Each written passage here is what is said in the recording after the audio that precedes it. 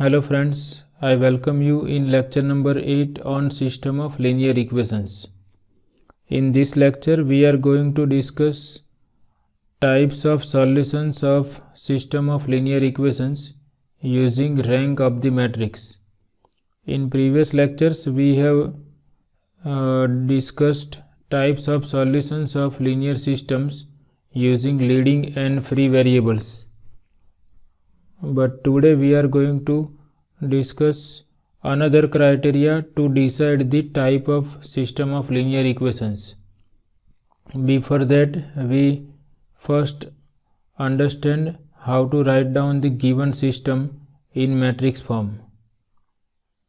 So if I have system of m linear equations in n variables, say x1, x2, xn, then we can write this system in this standard form.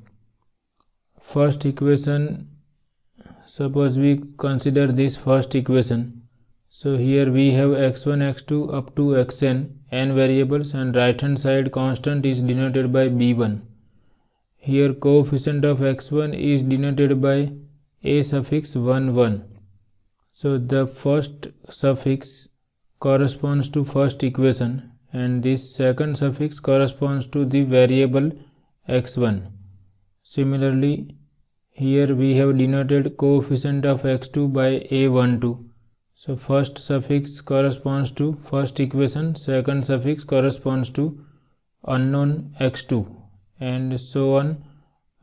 Coefficient of xn is denoted by a1n, 1 for first equation, n for n unknowns. Similarly, in the second equation, we write first suffix of all the coefficients as 2. Here a21, a22 and a2n.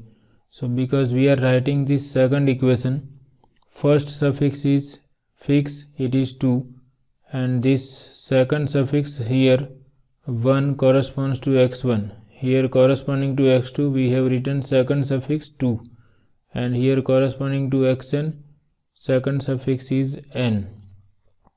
In general, if we want to write down equation number m, then here we consider first suffix as small m. You can see in each term first suffix of each coefficient is m, because this is equation number m, and here we have x1, so we write 1 here. For x2 we write 2, and for xn we write n. So this is the way how we can write system of m linear equations into n variables x1, x2, xn. Now we can represent this system in matrix form also. So for that we define some matrices. First we consider all the coefficients of x1, x2, xn in one matrix. So let capital A be the matrix of coefficients of x1, x2, xn in system 1. Here first column corresponds to coefficients of x1, which are a11, a21 and am1. Similarly, second column corresponds to coefficients of x2, which are a12, a22 and am2. And the last column corresponds to coefficients of xn, which are a1n, a2n, amn. So capital A is known as matrix of coefficients or coefficient matrix, because in capital A we are writing coefficients of x1, x2, xn from each equation. And suppose we add one more column with this coefficient matrix.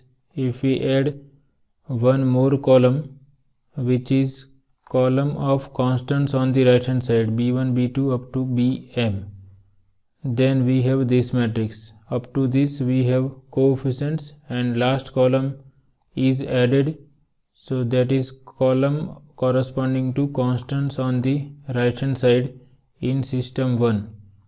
So this matrix, we are familiar with this matrix. This matrix is known as augmented matrix. So here capital A is known as coefficient matrix and A oblique B. This is the notation for augmented matrix. Another notation for augmented matrix is this one. Both are valid notations. So this A oblique B is known as augmented matrix.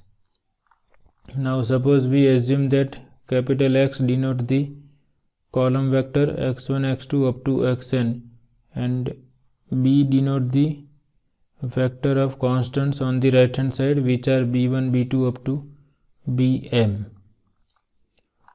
Now once we have this definition of all these matrices, now we multiply this matrix capital A with this matrix small x. This is of order n by 1 and capital A is of order m by n. So number of columns in capital A equal to number of rows in X. So we can multiply capital A with X. So here we have written A into X equal to coefficient matrix A and here matrix X. And as we know matrix multiplication, we consider first row into first column, that is A11 into X1 plus A12 into X2 and so on A1n into Xn. Similarly, second row first column A21 into X1 plus A22 into X2 and so on A2n into Xn. In general, mth row is AM1 into X1 plus AM2 into X2 and so on AMN into Xn. But if you observe, these equations are nothing but they are the equations, these terms are nothing but left hand sides of equations in system 1. So we can see this is nothing but b1, this is nothing but b2 and so on. So we can put first row equal to b1, second row is b2 and last mth row is equal to bm. So we obtain vector b. So if we take multiplication of capital A and X, we obtain capital B using system 1.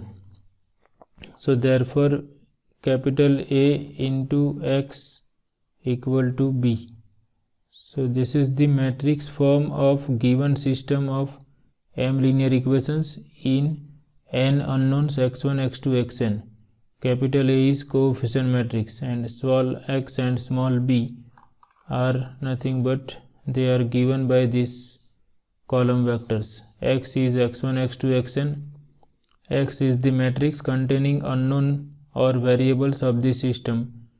B is the matrix containing constant terms of the system.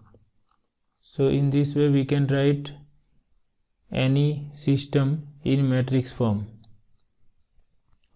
Now we decide different types of solutions using definition of rank. So we consider system 1 of m linear equations in n unknowns x1, x2, xn, which we have written in this matrix form A into X equal to B. Now we are familiar with this now. Capital A is nothing but coefficient matrix and this A oblique B is augmented matrix. So given system 1 is consistent or it has at least one solution if and only if rank of coefficient matrix equal to rank of augmented matrix. If matrix capital A, which is coefficient matrix, and augmented matrix have the same rank, then only given system has solutions or it is consistent. This is if and only if. So given system is consistent implies these two ranks are equal, and if these two ranks are equal implies system is consistent. So this statement is two-sided statement if and only if. If and only if means if system is consistent, this is true, and reverse is also true. If ranks are common or equal, given system is consistent.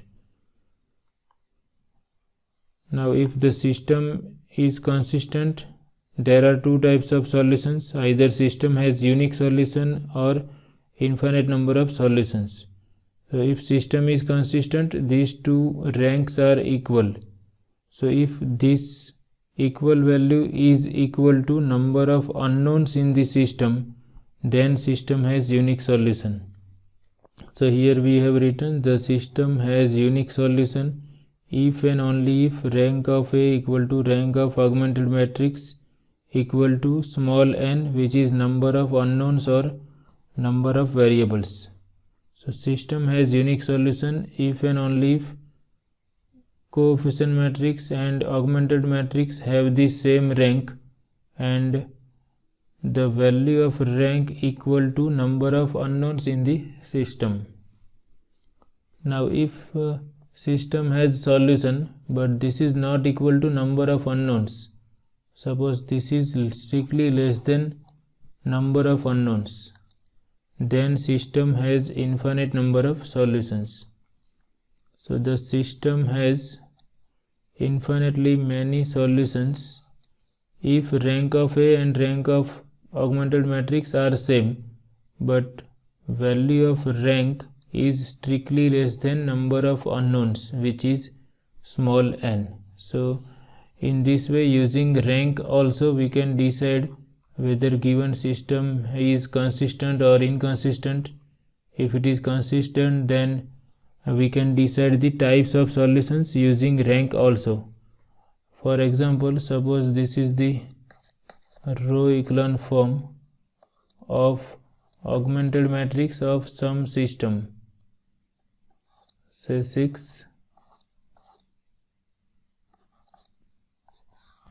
and suppose variables are x, y and z.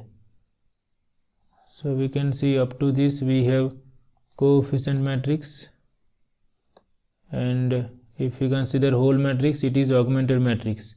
So suppose this is the row echelon form of augmented matrix of given system.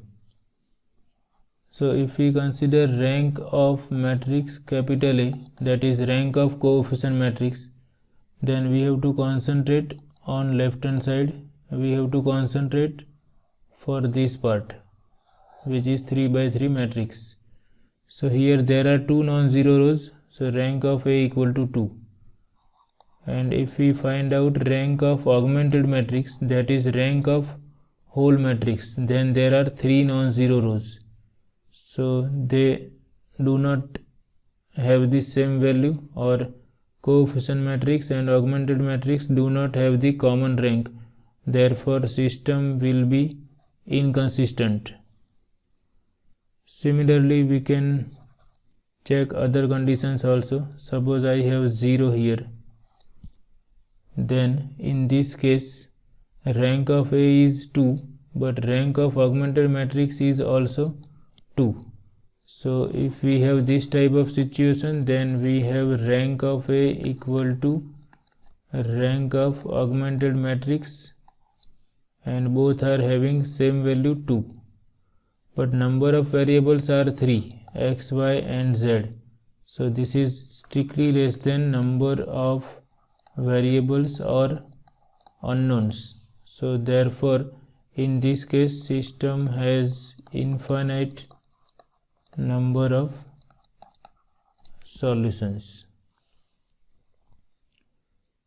Similarly, suppose we have this type of situation.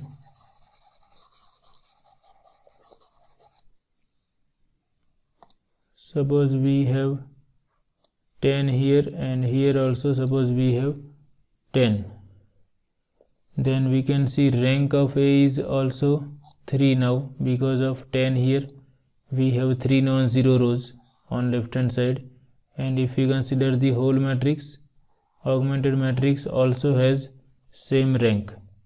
So rank of A equal to rank of augmented matrix equal to number of unknowns, which are also 3. So in this case the solution is unique. So we can decide the type of solution using rank of coefficient and augmented matrix also. So we just repeat this. System has solutions if rank of A and rank of augmented matrix are equal. System has unique solution if rank of A equal to rank of augmented matrix equal to number of variables in the system. And if rank of A equal to rank of augmented matrix, which is strictly less than number of variables in the system, then system has infinitely many solutions. And if system has infinitely many solutions, that means we will have free variables.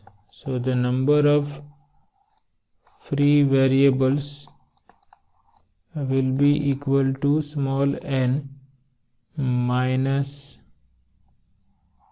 rank of A or rank of augmented matrix. So this will give you the number of free variables. So in this way, using rank also we can decide the different types of solutions of linear system. So we stop here. I hope you like this lecture. Thank you very much.